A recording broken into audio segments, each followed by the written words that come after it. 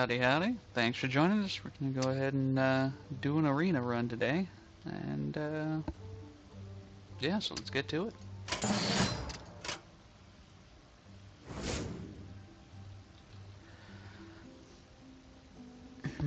We are presented with three not terribly good options here for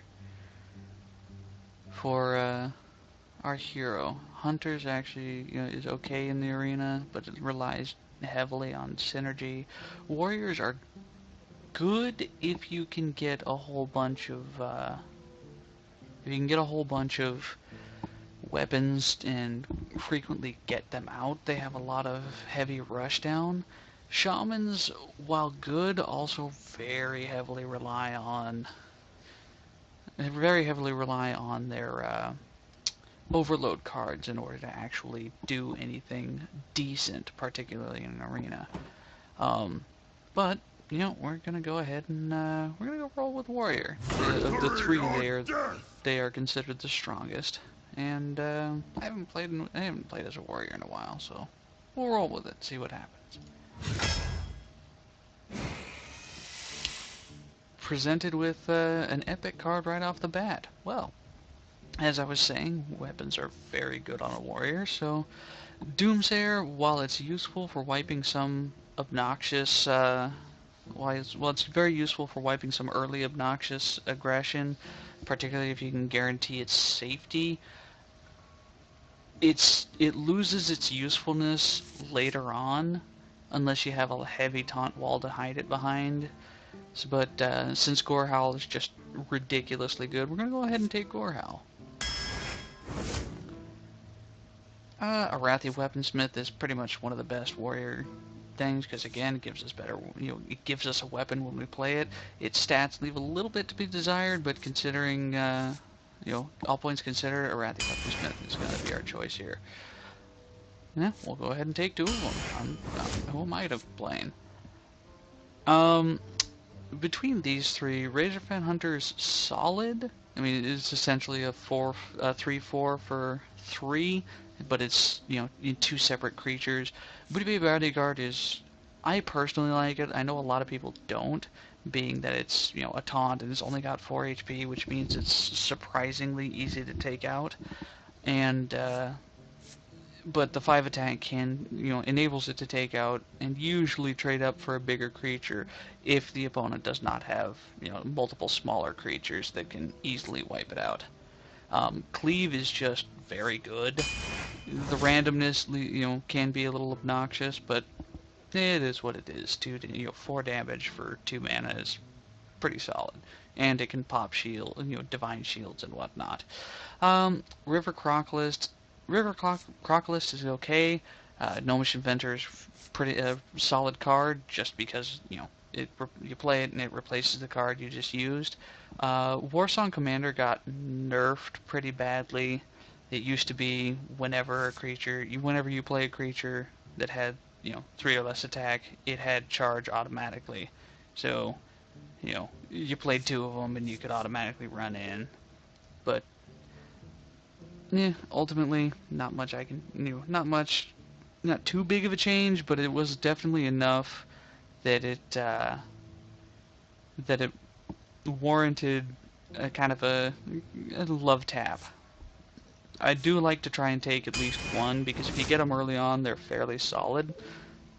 Plus, they go bananas with things such as Gurabashi Berserker, where I can play it, it only has 2 attack, it gains its charge, and runs out. Let's see, Goldshire Footman's just a bad card in general. A 1/2 with taunt for 1. It's not going to really trade for anything. There's several other 1-drops that'll kill it immediately. And Cleave is always good. We're going to go ahead and take a Gurabashi Berserker because of some fun, cheeky combos, like Rampage, for example. Rampage, give a damage minion +3/+3. Most people don't like it because the minion already has to be damaged, and usually once it gets damaged, it's usually pretty fragile, and +3/+3 is not enough to actually, salvage much. but in the long run, I find it's nice to take at least one because you can go through and you can make some pretty powerful trades with it. Ventrico Mercenary is obviously a very fantastic card. It's a 7/6 on turn 5 or turn 4 if you go second.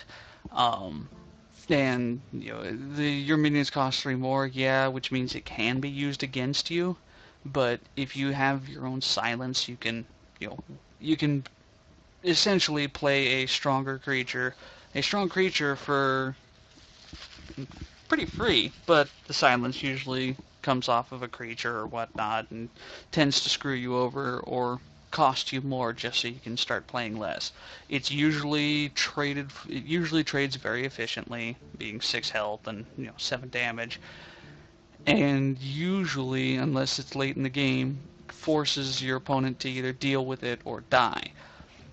Amani Berserker is a pretty good card with 3 health for 2 cost is always solid, and having a +3 attack and rage means someone usually wants to just wipe it out as opposed to risking enrage it. But as for these 3, it's early enough. I'm going to go ahead and take a Ventrico Mercenary just so we have it, and that gives us we don't have to worry about skipping over a better option to take it now. Of these 3 cards, Magma Rager is just god-awful. It's okay if you have a way of giving it charge, which technically warriors do, but it's a 5/1. You pretty much sneeze at it and it's gonna die. For 3, for 3 mana, it's just not good enough. Bluegill Warrior, Murlocs in general, unless you go for a heavy Murloc deck, is usually pretty bad. 2/1 charge, it is what it is. It's not the worst card in the world, but it's definitely not the best. Sen'jin Shieldmaster is one of the most stat-efficient creatures in the game, considering it has Taunt. It's a 3/5. It's very difficult to remove for only 4. So turn 3 if you have the coin, or if you're a druid and have Innervate and decide to drop it turn 1 and just be a jerk like that. But we're going to go ahead and take it. It'd be pretty much crazy not to. Argent Squire, Reckless Rocketeer, Ironforge Rifleman. I've never been a big fan of any of the creatures you toss in. They do 1 damage or 1 or 2 damage to whatever. Just because they're in order to pay for that damage or that guaranteed damage, they're usually pretty heavy on the cost. As you can see, it's a 2/2 for 3. That's really not that good. Reckless Rocketeer is okay if you need just because it has charge. Otherwise, I would consider it terrible because you can guarantee it's gonna step out and fly off into something, as opposed to playing it and then having it just kind of immediately go hurt, bleh. 6 mana for only 5 attack is it's okay. It's not fantastic. You take it if there's if there's nothing else, or you just kind of need a quick high damage creature. Argent Squire is very stat efficient. A 1/1 for with Divine Shield usually means it's going to trade 2 for 1, 2 cards for 1, or force your opponent to really think about how they're going to deal with it. Plus, it's a cheap Divine Shield minion if you draft what's his name, Blood Knight.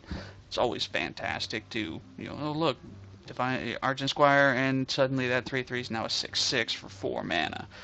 It's pretty solid. So we'll go ahead and take that. Let's see, Ravenhold Assassin, Murloc Tidecaller, Arcane Golem. Arcane Golem is terrible. I mean, you never want to give your opponent a mana crystal unless it's late game, and that 4 damage is going to save you. Otherwise, I would almost never play unless you've got a straight rush down deck where everything you cast is going to take off and punch someone in the face really hard. This is a really bad idea. Murloc Tidecaller, garbage unless you specifically draft for a bunch of Murlocs, and even then, there's no guarantee you're going to get them. It's a 1/2 for 1, which is okay, it's whenever a Murloc is summoned, it gains +1 attack, which includes if your opponent summons them, but you don't really want to bank on that. And Ravenhold Assassin is basically a Ventrico Mercenary that hides until you want it to, which is always nice. Yeah, it costs one more, but it has stealth and one less HP.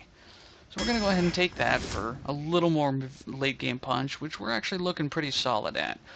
Young Dragonhawk is really fucking terrible, just because, it's a 1/1 for 1, which you might think is okay, but it has Wind Fury, but you have to keep it alive for a turn, and because it's only got 1 HP, it's really not going to trade for anything. Efficiently anyway, not without pumping extra cards into it, and that's never what you want to do.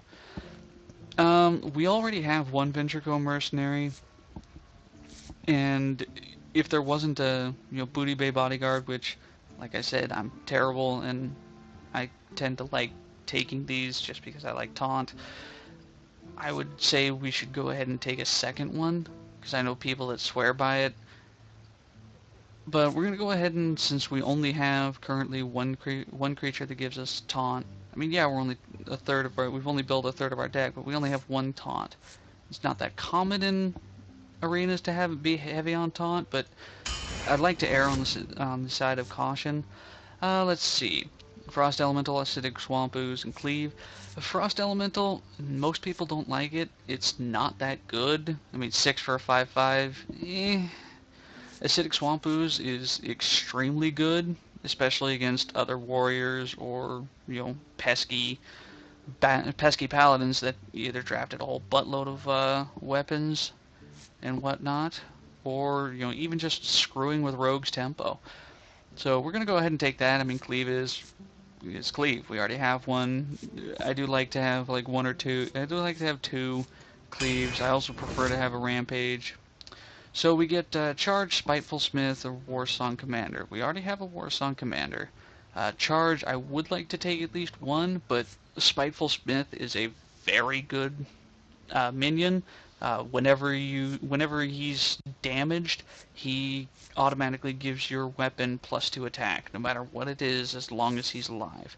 This usually means he's going to trade frequently because people do not want to risk you having a significantly more powerful weapon just because he's alive and pissed off. So we're going to go ahead and take that. Questing Adventure, Angry Chicken, Mind Control Tech. Angry Chicken is good and cheeky if for paladins or druids where they can actually or in priests where they can buff the HP and enrage it, which means it gets +5 attack. Otherwise, it's a god-awful card, and I don't know why you would ever take it unless you're specifically trying to be cheeky and put put something like that in your deck. Questing Venture, it's okay it's not bad if you can actually afford to play it and then play several cards after it and pump it up really quickly. Otherwise, it pretty much just kind of has a makeshift taunt per se, because it tends to draw a lot of ire immediately because people don't want it getting out of control. Mind Control Tech is actually fairly solid. It's a 3/3 for 3, usually trades pretty well. And, if you get late game, it's not completely and utterly useless. Its battle cry being, if your opponent has 4 or more minions, usually means if they're in a significantly better position, you take control of one of them. This can screw you over, or you can actually get that stupid powerful taunt they just played. So we're going to go ahead and take that. I'd like a Questing Adventure, but I've been more or less screwed by not being able to buff it up and just dying anyway, or getting it in awkward circumstances where they either play something and I just can't buff it up fast enough. But let's see, we got Direwolf Alpha, Worgen Infiltrator, and Ancient Brewmaster. Worgen Infiltrator is actually one of the best 1-drops. It trades extremely well. It's stealth, meaning you can hide it until you want to trade something for it, unless the opponent has some significant AoE or wants to waste the AoE on it. Direwolf Alpha is fairly solid. It's 2/2 for 2 that buffs the cards on either side of it. And Ancient Brewmaster is potent. It's a 5/4 for 4, which is basically a Booty Bait Bodyguard, except instead when you throw it out, you can pull something back into your hand, which will allow it to either stay alive longer, or you can use it to replay extra I could use it on a Arathi Weaponsmith, which would make it so that if I played it, it would get, I would be able to equip another 2/2 weapon. I would be able to equip another 2/2 weapon by replaying it after playing Amani Brewmaster. Granted, that wouldn't be till late game, but still, having access to a potential extra weapon is always nice. Because we're sitting, actually, we've got an okay curve here. I would like to kind of see a little more 3s and 4s. We're going to go ahead and take this Direwolf Alpha, just because of things like this. If I put a, toss down a Scarlet Crusader, that's now a 5/1, or a 4/1, but still. Let's see. Oh, my bad, I didn't even talk about the other two cards there. It was Battle Rampage, or Battle Frenzy, which is I draw a card for each damaged friendly character, which includes myself, but honestly, it's not frequent that unless I manage that so that I wind up with a bunch of injured stuff, that would be all that useful to draw more than one or two. And I don't remember what the middle card was. But anyways, we talked about Frost Elemental earlier. It's really not, there's not much more I can say about that. Grimscale Oracle is a 1/1 for 1.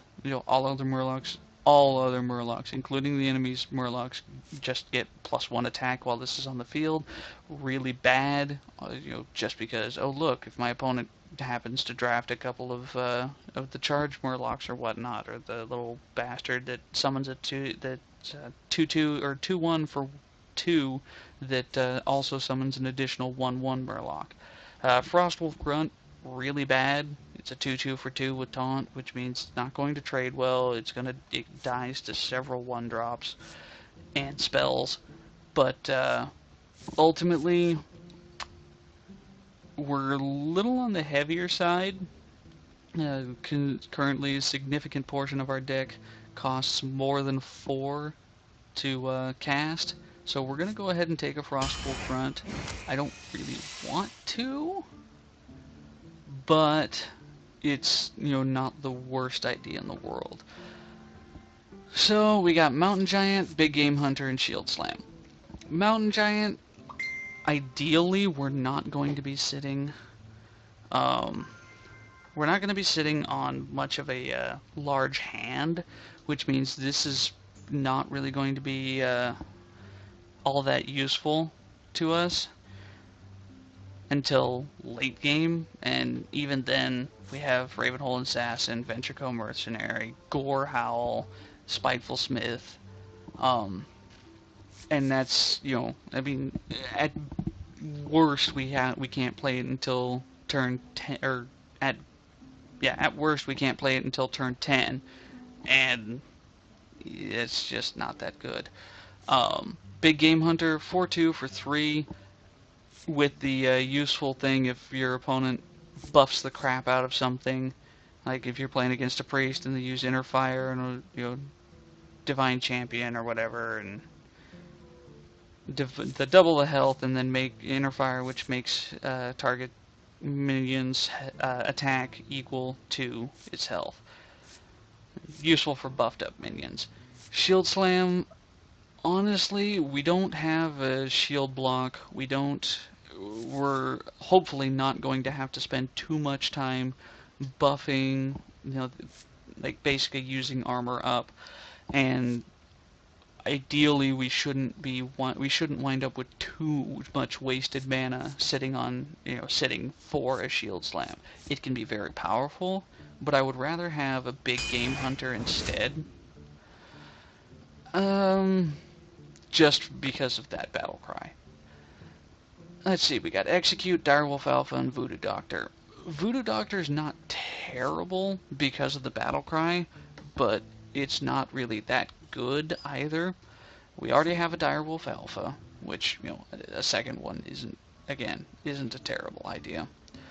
But we also have an Execute. This means that if he has the option of a good trade, such as You know, if he has Ascension Shield Master and he just pops off a bunch of our shit, and then he Divine Shields it or buffs the crap out of it, I can then kill it as long as its health is red. Kind of, and now that we got Armor Smith, I kind of wish we'd taken Shield Slam instead. But them's the breaks. But Armor Smith, really powerful minion. It's a 1/4 for two mana. Whenever a friendly minion takes damage, gain 1 armor.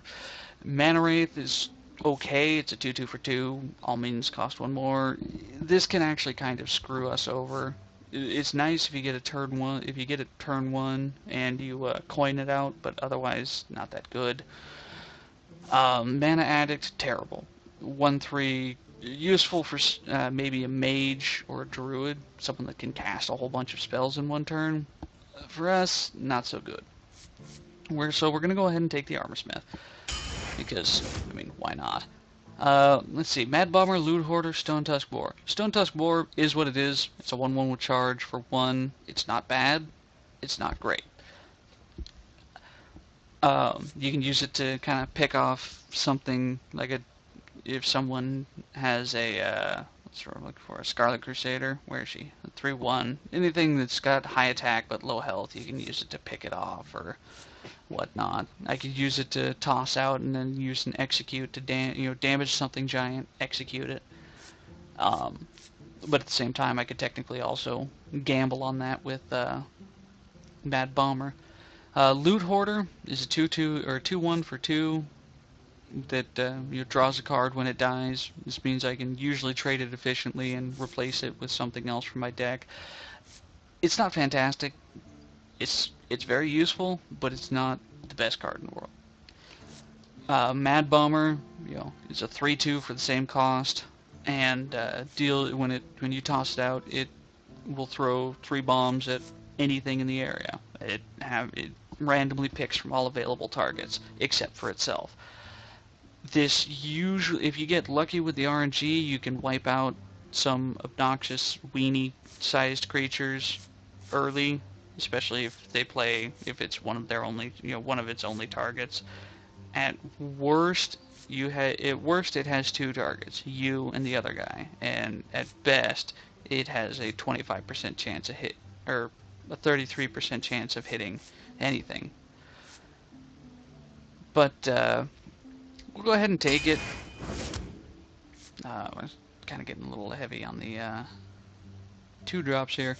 Arcanite Reaper. It's a 5/2, 5 damage weapon for 5 mana with 2 durability. It's solid. Nothing to complain about. It's efficient. It's powerful. And usually lets you wipe out some of the more obnoxious creatures and really kind of forces your opponent to play around it.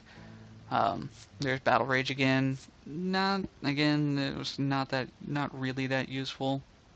Oftentimes you'll have a bunch of minions out, but none of them will be damaged because usually you kind of want to trade and keep everything. Either trade straight over, or if you trade something over and it's still alive, your opponent's now going to try and snipe off the weakened monster. But we also have Cult Master here. When it's a 4/2 for 4. Whenever one of your other minions dies, I get to draw a card. However, this just kind of acts as, again, the makeshift taunt, and if you can set it up behind a taunt wall, you can force your opponent to give you a bunch of cards. But because it's only got 2 HP, this means it dies to Backstab, it dies to Frostbolt, it dies to Life Drain, it dies to a bunch of things, and it's kind of weak. So we're going to go ahead and take the Arcanite Reaper. That'll give us a bit more late game punch. This is that Murloc I was talking about, the 2/1 that summons a 1/1 on when you play it for 2. It's okay. It's not that good, but let's see. We've got 2 Arathi Weaponsmiths. Honestly, we'll go ahead and take a 3rd. Core Hound is just a terrible card. It's a 9/5. It's easily removed. And in the long run, most people tend to ignore it unless you can give it Uh, unless you can give it taunt and force someone to deal with it, it's really not worth it to take it. I mean, it dies to Big Game Hunter, it dies to a lot of stuff. It dies to a Fireball. You can freeze it and then just plink it off. You can, yeah. Let's see. Harvest Golem, Magma Rager, Inner Rage. Inner Rage is solid. I mean, you can use it to either snipe off something on your opponent's side and make it bigger. You can use it to buff up you can use it to buff up a weenie that has higher health. Like I could turn Shield Master into a 5/4 for 2 cards. Not fantastic, but again, it is what it is. You could use it on Gurubashi Berserker and turn it into a 7/6 for 2 cards. You could use it to enrage Spiteful Smith. Harvest Golem is really good. The 3 health makes it a little obnoxious to eliminate, and when you kill it, it turns into another minion. It's really solid. So I'm just gonna go ahead and take that. I'd like to take an Inner Rage, but I really can't justify it when a Harvest Golem is available. Stormwind Knight, Shenjin Shieldmaster, and Oasis Snapjaw. Oasis Snapjaw is useful in Hunter decks because it's a beast. Otherwise, it's a 2/7. It can trade efficiently on a bunch of smaller cards, but unless you have things that can buff its damage, it really isn't worth taking. Shenjin Shieldmaster again is fantastic, and we only have what, 1, 2, 3 cards with taunt out of a 30-card deck. Stormwind Knight's actually a fairly good card. For 4 damage, you get a 2/5 charger. The 2 health off is a bit of a nut breaker, but for the same cost as an Oasis Snapjaw, this thing can attack immediately. And this lets you it gives you a nice reaction to some of the more obnoxious early game cards. And because he's got 5 health, he's really difficult to eliminate early on. Meaning he'll usually get one or two trades out of him. Well, 2 or 3 trades, I should say. But we're gonna go ahead and take a Shenjin Shieldmaster because we don't have that much taunt, and I'd much rather have at least one more. And we've got Shield Bearer, Execute, and Heroic Strike. Shield Bearer is a pretty terrible card. It's, obviously a 0/4 for 1. This means it's really obnoxious to get rid of, but it doesn't do any damage. All it does is stall out. Priests like this because of things like Inner Fire, where they play this turn 1, play Inner Fire 2/2, turn 2, and they suddenly have a 4/4 that's obnoxious to kill. We do already have 1 Execute. A second one wouldn't be terrible, but at the same time, a Heroic Strike is always nice. This lets you combine with, Arcanite Reaver, and then suddenly I have 9 attack for a turn. So we're going to go ahead and take that. I mean, it also means that with the 2/2 weapon off of Arathi Weaponsmith, I'd have 6 attack. Still powerful enough to wipe a lot of things off the map. Cult Master, Gnomish Inventor, Oasis Snapjaw. I'm going to go ahead and take a Gnomish Inventor. I'm a little worried about how little base damage most of our stuff has. Most of it's within the 1 to 2 range. But I like Gnomish Inventor because, again, it's high health, trades efficiently, and it gives you a card. So it's not like you're really wasting anything by playing it. It doesn't hurt. And Cult Master, like I said last time, it's good if you can get it up behind a taunt wall, but if you can't, it's not that good. Murloc Raider, Tauren Warrior, and Cleave. Cleave, again, we have one. I'm probably going to take Cleave. Tauren Warrior, it's a 2/3 for 3 with taunt.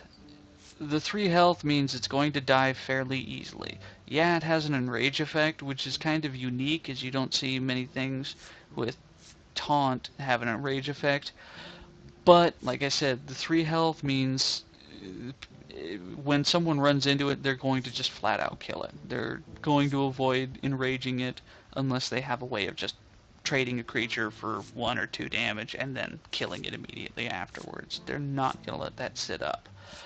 Murloc Raider, it's a vanilla 2. Excuse me for a second. It's a vanilla 2/1 for 1 mana. It doesn't have charge, which means more than likely it's just going to die before it gets to do anything. It doesn't trade well. Well, hell, it can't trade at all unless the thing it's attacking has 0 attack. So we are just going to go ahead and take the cleave. Let's see. Upgrade, Mana Addict, Sunwalker. Sunwalker is an amazing card. 6 mana for a 4/5 taunt with Divine Shield. It's extremely powerful, extremely annoying to get rid of. Difficult to get rid of, meaning because usually you have to run at least 2 things into it unless you can silence it, but you're still wasting more than 1 card to get rid of it on average. Mana Addict, as I said earlier, is really terrible. Upgrade is really nice, especially for a warrior, but I have 1, 2, 3, 4 potential weapons out of 30 cards thus far. It's unlikely out of a 6. I only have a 1/6 of my deck. It's unlikely that I'm going to consistently get upgrade when I have a weapon ready. I'm gonna go ahead and take Sunwalker because it's really good. And we get another rare. Injured Blademaster, really good. It's a 4/3 for 3. Well, it's a 4/7 for 3, but when you play him, he automatically deals 4 damage to himself. As a warrior, I don't have a way of healing him once he's injured. It would set up a cheeky combo with Rampage if I had it, but I did not wind up taking it. Secret Keeper is a 1/2 for 1.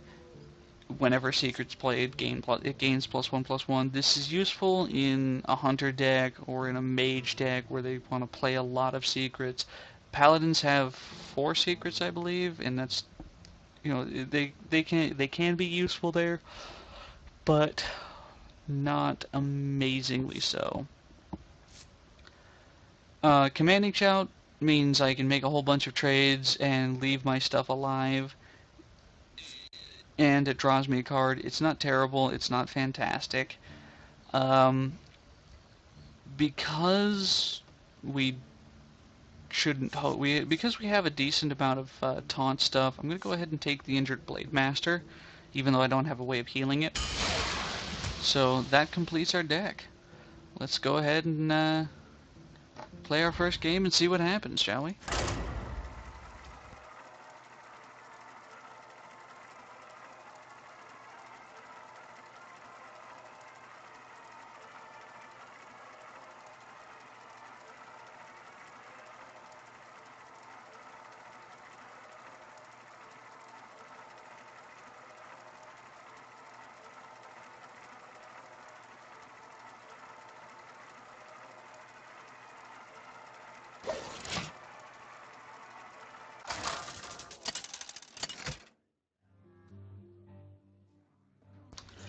Alright, we're up against a Druid, and we happen to go first.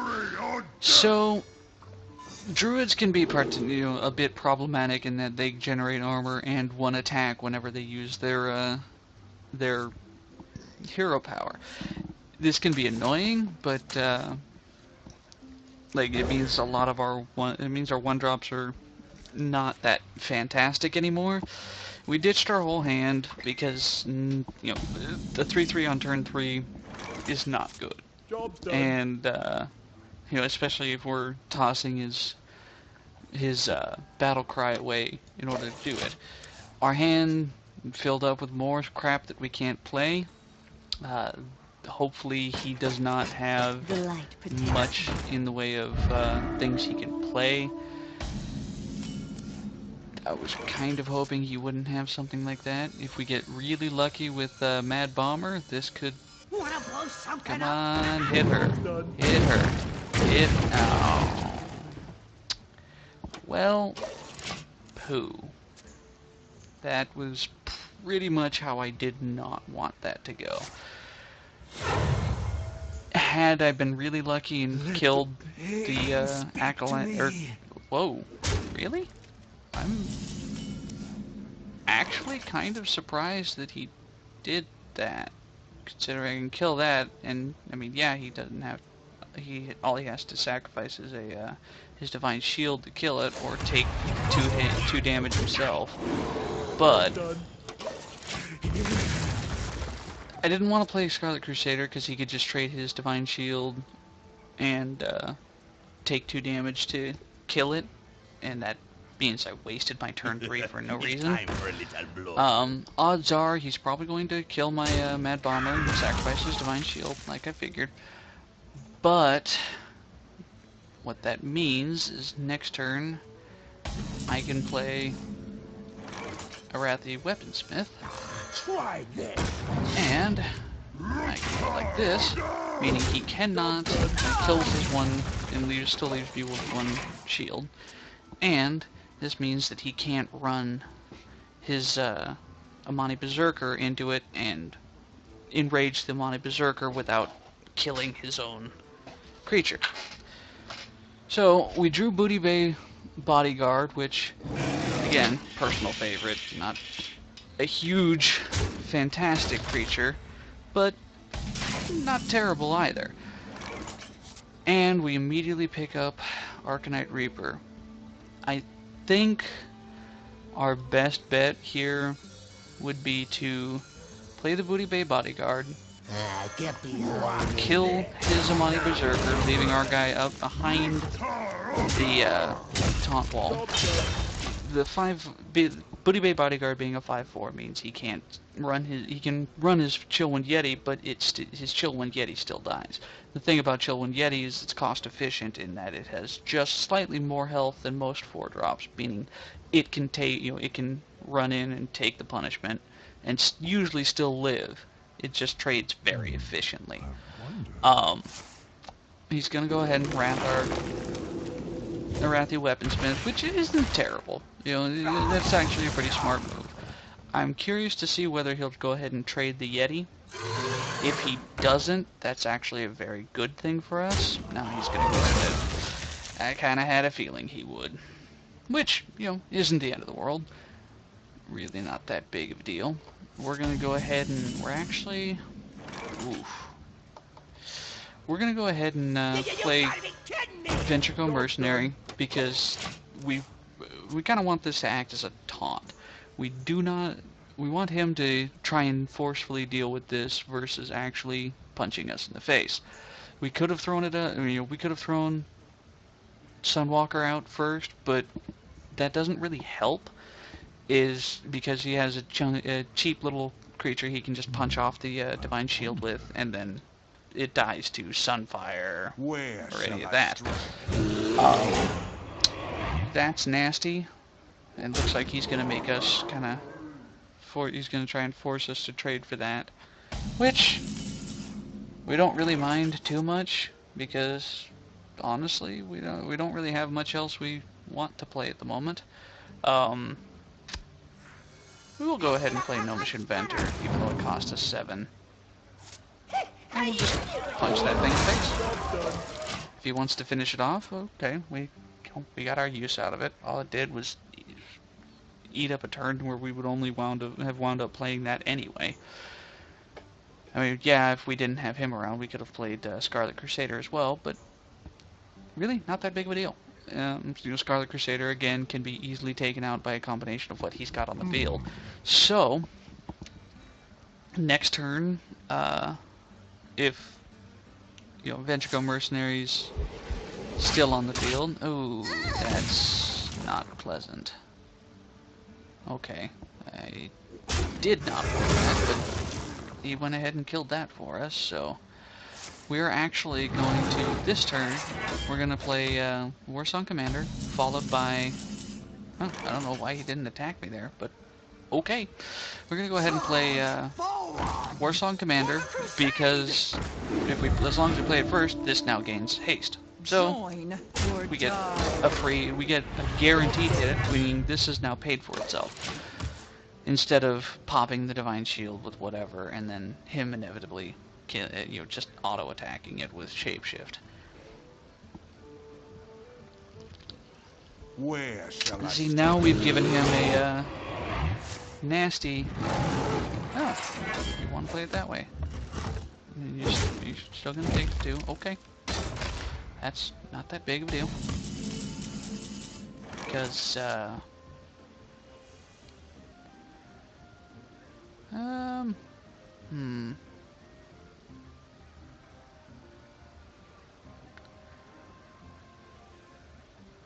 whether that's worth it or not. I'm thinking we can play the Acidic Swamp Ooze since druids do not have weapons, nor do they have a way of gaining weapons, meaning it's effectively useless. What that lets me do... Actually, yeah, I think that's the best way I'm going to do this. Play the Acidic Swamp Ooze. It gets charged. We're going to go ahead and attack. We're just going to kill it with the Scarlet Crusader and that. We're going to toss down the Arcanite Reaper and Mortal Strike. This gives us 11 damage straight to the face. And lets us, puts us in a fairly good position. This means automatically our Arcanite Reaper has paid for itself by doing at least 5 damage to the enemy. And he now has to figure out a way to not die to this. My shield for Argus. Yep, that's one way of doing it. But the problem with that is, yeah, he now has a way of killing. He now has a way of killing this. But our Warsong commander, if I done could speak and think the name good order. But because I have Sunwalker, this means he's going to have a hard time getting through this now. I mean, yeah, he can sack both of those into it, but I, however, at the very least, am going to only take 1 damage to kill that off. Now, he has to run both of these into my Sunwalker, and that won't even kill it. He'd have to take 3 damage to the face to pop it, and then hit it with both. Unless he has, like, what's it called? Starfall. Where shall I strike? That's just third one of those? That's annoying. Oh well. Not terrible. Not terrible.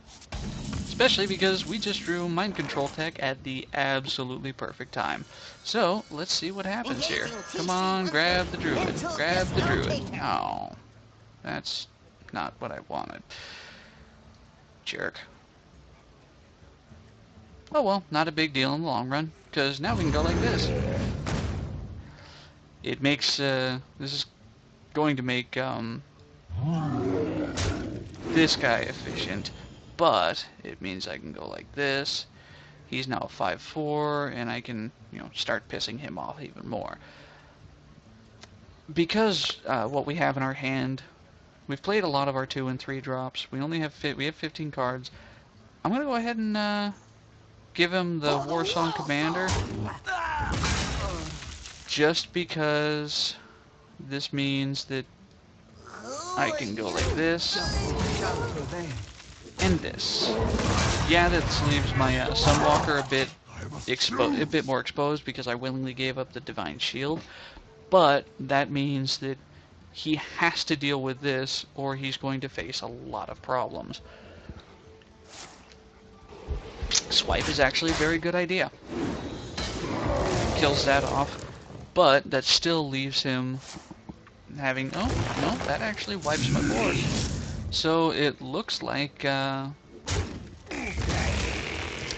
popping Divine Shield there was actually a bad idea. But you also have to remember that he would have swiped, and that would have wiped off the...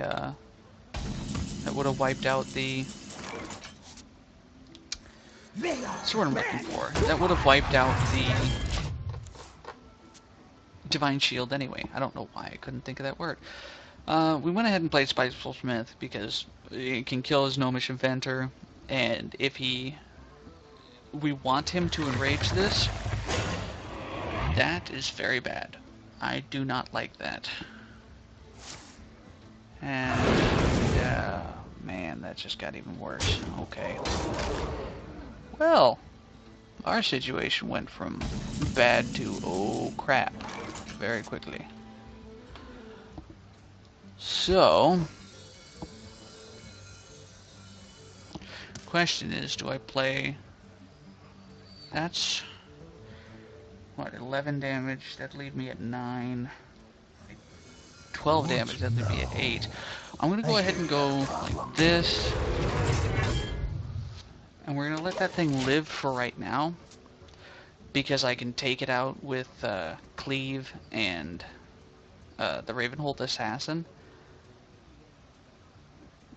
And then that lets me play Arathi Weaponsmith and the Gnomish and enrage my Spiteful Smith on the Gnomish Inventor, which will kill the Gnomish Inventor, but it will also make it so I can deal 4 damage.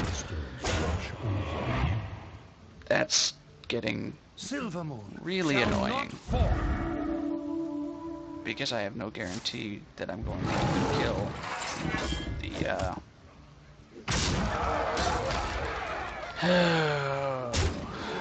okay.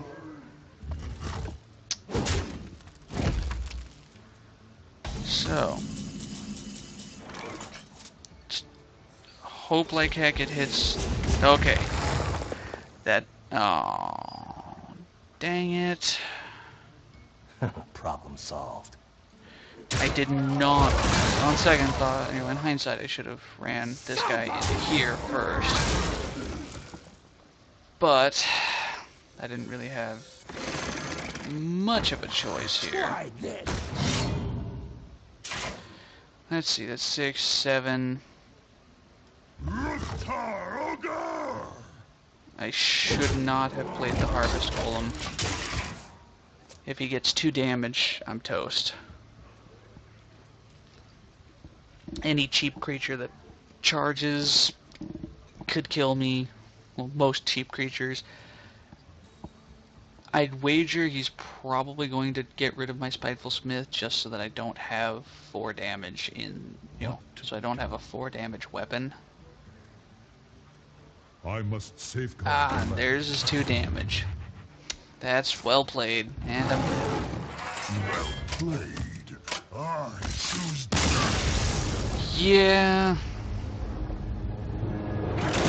Actually, losing that Sunwalker kind of shafted me, and popping that. Oh, and I get a golden whirlwind for that, and I also have an arrow sitting over that.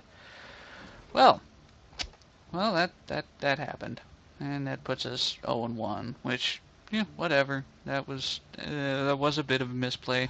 Kind of surprised I didn't get either of my Singe and Shield Mastas, which would have been actually very, very useful. I didn't get Gorehowl.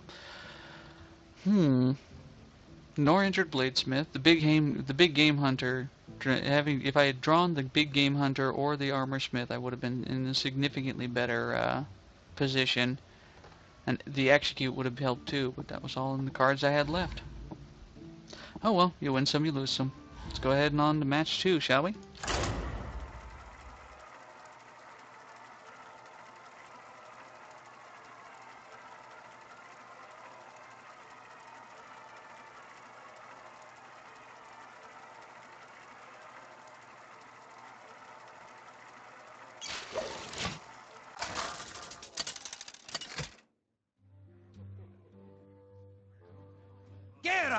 Versus Valera.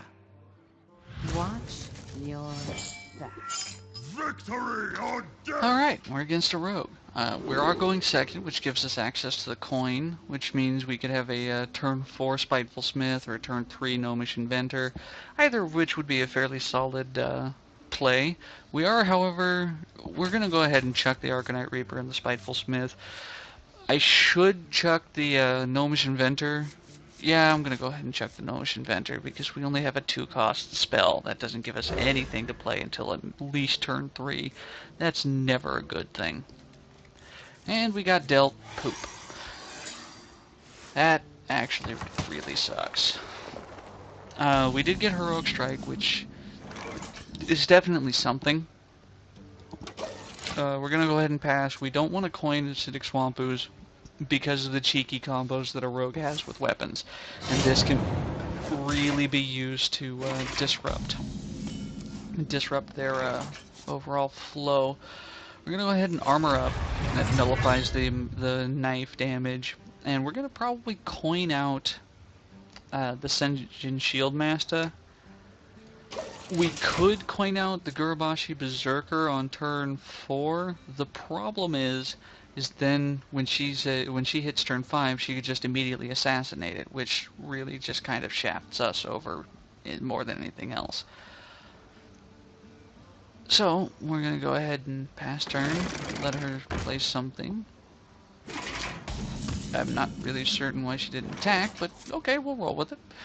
We are gonna go ahead and coin out the Senjin Shield Master, or the Taz Dingo, whatever you want to call it, just because it will kill the Harvest Golem, meaning he doesn't really get to do cheeky stuff with that. And honestly, it's very unlikely that he's going to take 3 damage to the face unless he uses Deadly Poison on that, in which case we follow up with Acidic Swamp Ooze and get a 2-for-1 out of it. I wonder. Yep, and like I figured, we're going to get a 2-for-1. I mean, well, a 1-for-1 because... Wait, what? Oh, really? That was just a terrible idea. So, Acidic Swamp Ooze is now the absolute perfect card to play here. And because that gets rid of Deadly Poison, which he didn't even bother to attack with, we are going to go ahead and waste Heroic Strike to kill his... the other half of his Harvest Golem, because honestly we had the armor, and I mean, yeah, technically if he has a backstab he could waste it on Acidic Swamp Ooze. Ooh.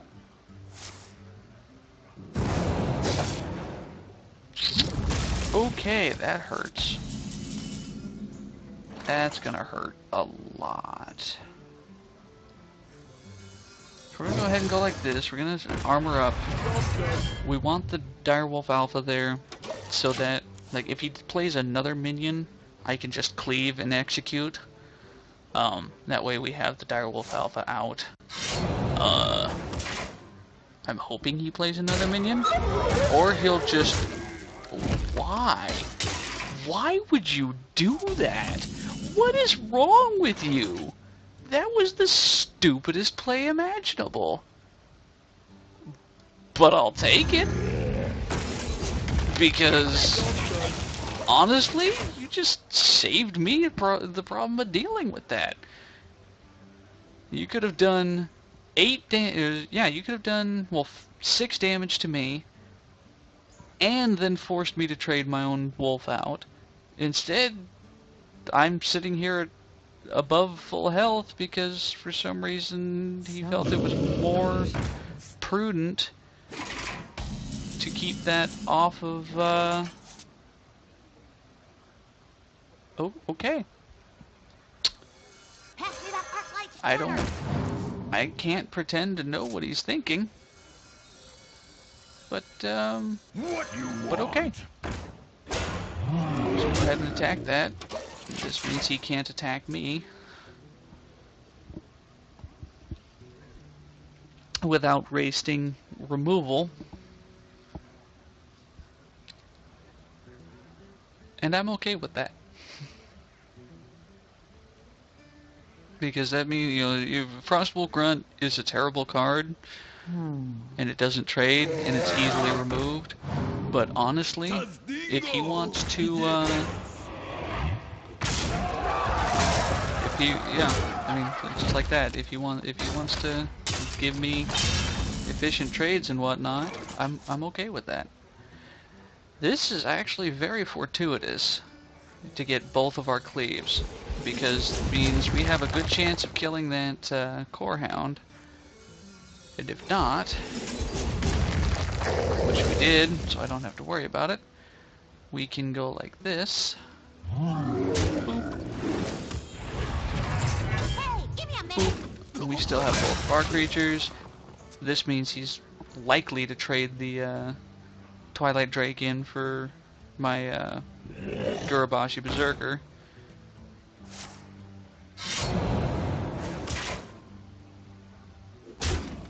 Which means that's now a 5/3. That's annoying, but it's not exactly, you know, it's not the end of the world.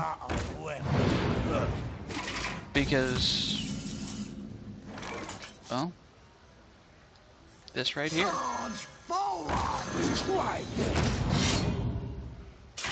And we go, boop. We got exactly what we wanted to out of the, we got exactly what we wanted to out of the Arathi Weaponsmith. She killed, you know, she traded 1-to-1 and gave us a weapon. So, we're good to go.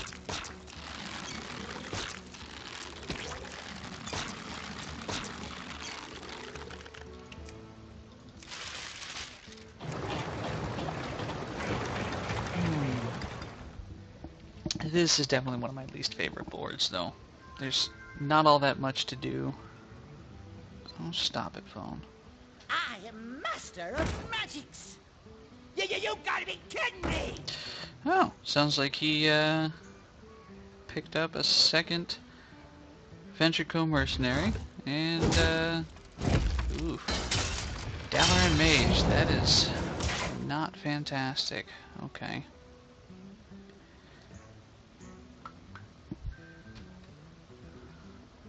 We'll see. Okay, that lets me trade for my weapon, which is a good thing. The other option, if he'll let me, is I play this. Actually, since they only have one card, I kind of want to force this. Oh wait, if I armor up. So take 1 damage, 2 damage, put me at 28, puts me at 21. I have to deal with that somehow.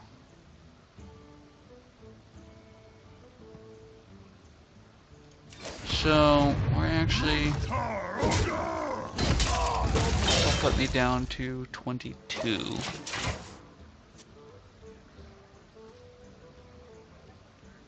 But, being that they haven't exactly made the smartest moves ever, I'm gonna go ahead and say they're likely just to trade that over, which automatically means, you know, no matter what I do, I'm in good. I'm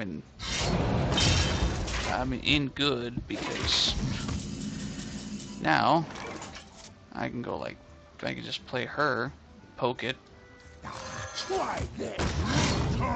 then take 5 damage off that, and be good. Because now I have a stronger weapon, I have a 3/3 on the board that she can't kill without actually having to burn cards to do it. Yeah, she's technically in a better...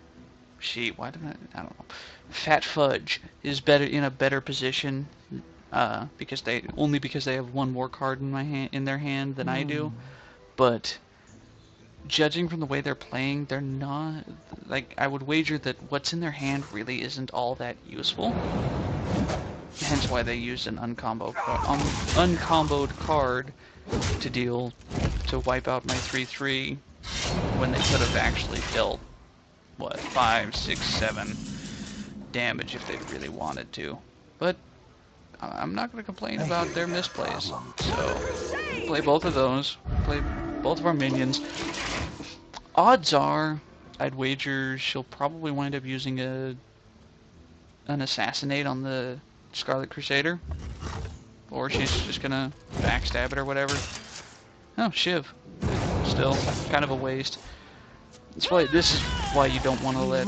lens the sun well. That's why you generally don't want to let mages keep spell power around, because it usually starts getting pretty nasty. I'm just gonna go ahead. We're up.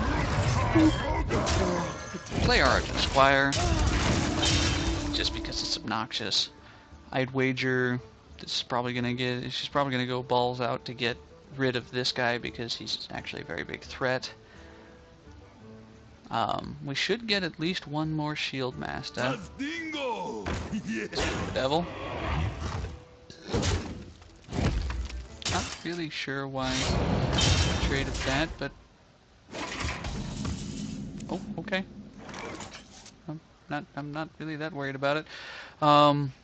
We're actually going to go ahead and take this guy out ourselves. I fight. We have a weapon backup, but that was 8 damage to his face, which is going to turn into 13 damage. So it's actually lethal next turn if he doesn't kill, either destroy my weapon, throw up a taunt, or kill my Ravenhold assassin in a way that doesn't damage him.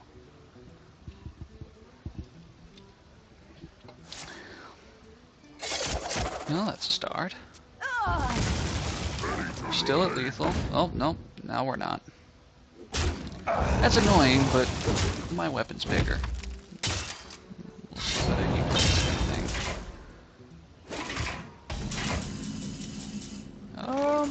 We'll go ahead and play the injured Blade Master, armor up.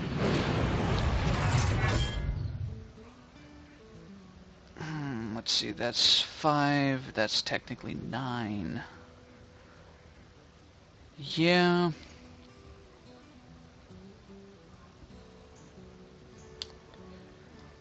I think we're gonna go ahead and... Actually, no. No, we're just gonna let him... We're gonna hold on to our weapon at the moment. I really don't want to be letting him draw into a, into an answer. Something kind of like that. But, honestly, I'm okay with that. Because going like this, because that just kills all minions, so there's no reason for me to play anything else. Means that, we'll put the pressure on him. We're gonna armor up, and we're just gonna sit. Doomsayer's gonna go off. He's at 3 HP. He has to get a taunt wall up. He has to heal himself, which rogues don't have a way to. Or he has to outrush me. Currently, he can't. He's going to need a taunt wall up immediately. So I'm going to go like this. Meaning he has to get a taunt wall up or destroy my weapon, or he's dead. Which I think we should have this in the bag. But I've been wrong before. I do not believe he has anything that can save him. He looks like he's trying to draw for an answer. That cost 7 because of Ventrico Mercenary. So looks like he got probably an assassin. No, betrayal. All right. Well played. That doesn't know. Well played. Looks like he's giving up.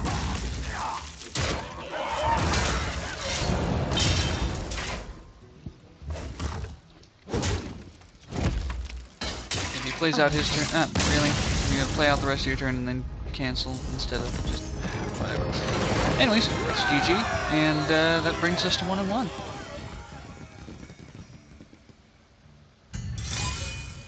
So, yeah, we'll go ahead and play one more match on this one. See if we can't drag ourselves to a positive ranking.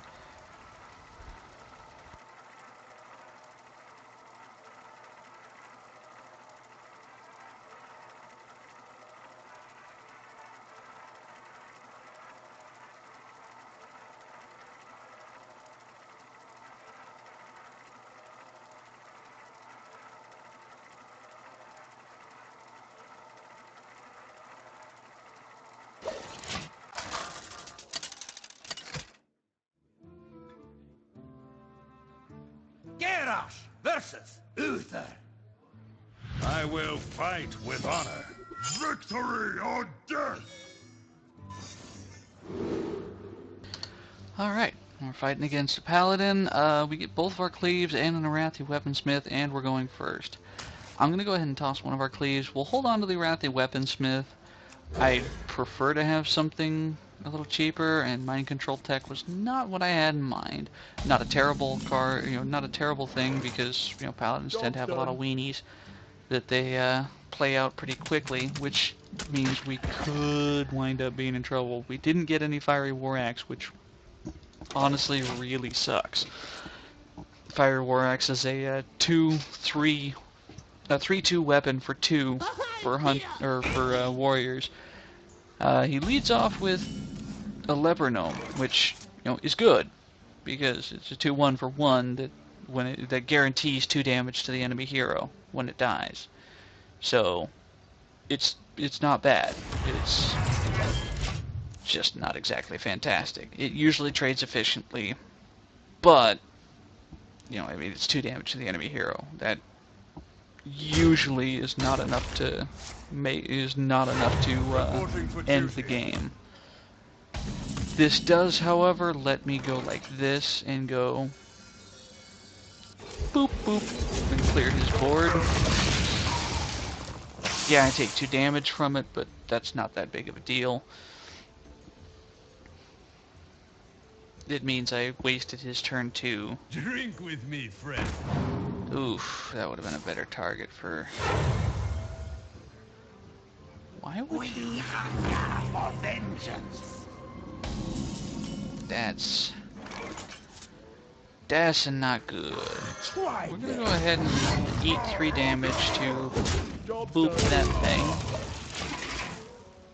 I really wish I had a silence because, Blood Mage Thalnos is really good. It's a 1-1 for 2 that gives spell damage, meaning all your spells do 1 additional damage, and when it dies, you get to draw a card, meaning, yeah, you're pretty set, and that can be a big problem.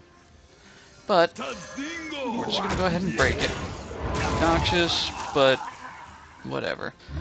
We're also going to go ahead and kill his 1-1 just because we don't want any shenanigans from, Blessing of Kings or anything like that. Man, I really wish he'd stop playing obnoxious things. It only has 4 attacks, so we're gonna go ahead. Actually, you know what?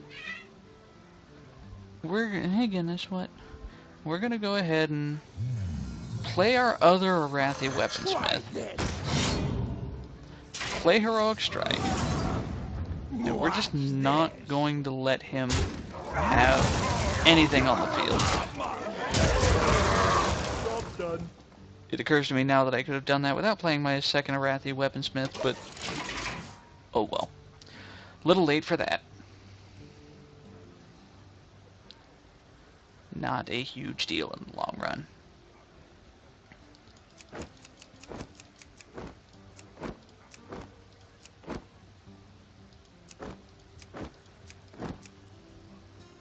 Now, let's see, it's turn 6. He starts getting access to the more nasty paladin stuff.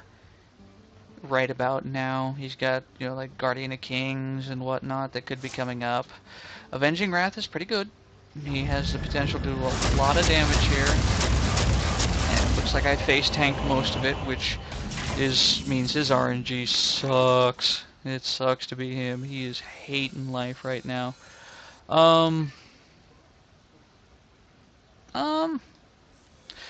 We will actually,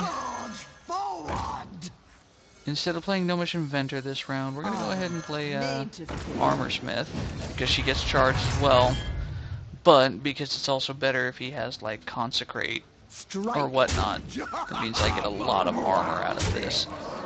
We are going to go ahead and boop him on the nose with this. We're at 15 health, he's at 18. We want to keep getting that health. We want to get that health back and even it up. Oh, thank God. I am super happy he decided to play that. Come on. Oh. Damn.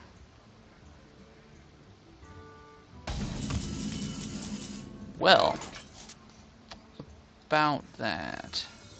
We'll go ahead and see if we can't see something. Mental dislocator. Yeah, we got that, so, I mean, I can't complain too much, but that really kind of sucks, actually. So, we're gonna go ahead and go this. Well, I don't really have a way of killing that thing without giving him, he's gonna get a bunch of armor off of that. But that needs to be our first priority. So, we're gonna do this like this. We're gonna play the armor smith, or Argent Squire. He's gonna get 2 armor, which sucks, but what can you do, really? We're gonna go like this. He's gonna leave us, unfortunately, with, he's gonna be, you know, consecrate bait, but we're gonna go ahead and do 5 damage. And I will be right back. I gotta go let my cat out because she won't stop meowing.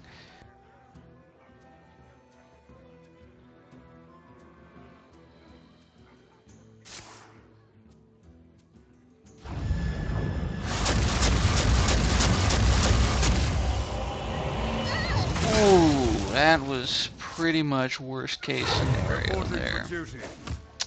Not happy with how that wound up, with what happened there. But, you know, finally we get our second Shenzhen Shield Master at just the nick of time. We are going to go ahead and drop both of these.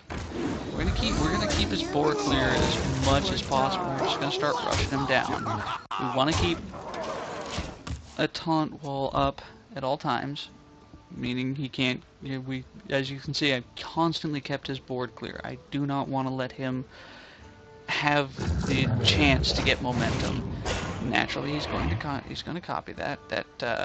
Oh, it even copies the charge. That's actually kind of surprising, but not a huge deal. He doesn't know it, but we do have. Follow the rules. We do have The light protects me. lethal with the way of Gorehowl, which means this turn we are just on our turn. We're gonna play that. We're just gonna run everything into that. Play Gorehowl. Give it a well played. And we're gonna finish him off with Gorehowl. That's GG. So brings our warrior deck up to 2-1. And I think that's where we're gonna end it today. Well, I hope this has been Kerayna or Forgotten Fables. Thanks for watching. Hope you enjoyed it. If you want to see more videos like this in the future, stick around.